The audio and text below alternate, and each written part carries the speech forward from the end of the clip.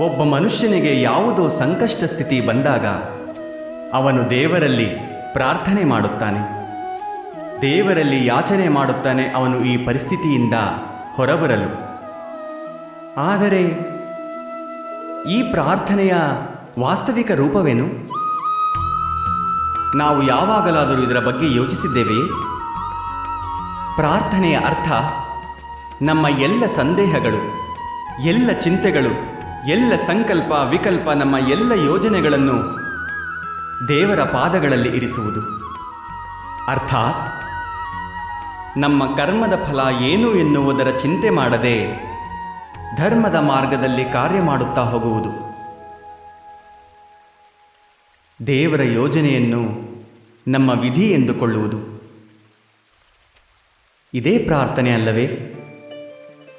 ಆದರೆ ದೇವರ ಯೋಜನೆಯನ್ನು ತಿಳಿದುಕೊಳ್ಳುವುದು ಸಂಭವವೇ?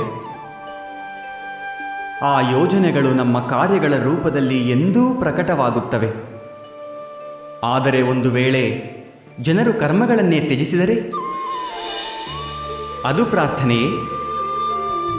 ವಾಸ್ತವವಾಗಿ ಕರ್ಮವೇ ಜೀವನ, ಹಾಗೂ ಕರ್ಮದ ಫಲದ ಮೇಲೆ ಮೋಹ ಇಲ್ಲದಿರುವುದೇ ನಿಜವಾದ ಪ್ರಾರ್ಥನೆ. ಒಂದು ಪ್ರಾರ್ಥನೆ ಕರ್ಮಕ್ಕೆ ಅಡ್ಡಿಯಾದರೆ, ಮನುಷ್ಯನಿಗೆ ಕಾರ್ಯ ಮಾಡಲು ಬಿಡದಿದ್ದರೆ ಅದು ಪ್ರಾರ್ಥನೆಯೇ ಅಥವಾ ಪರಾಜಯವೇ? ನೀವೇ ಯೋಚಿಸಿ ನೋಡಿ.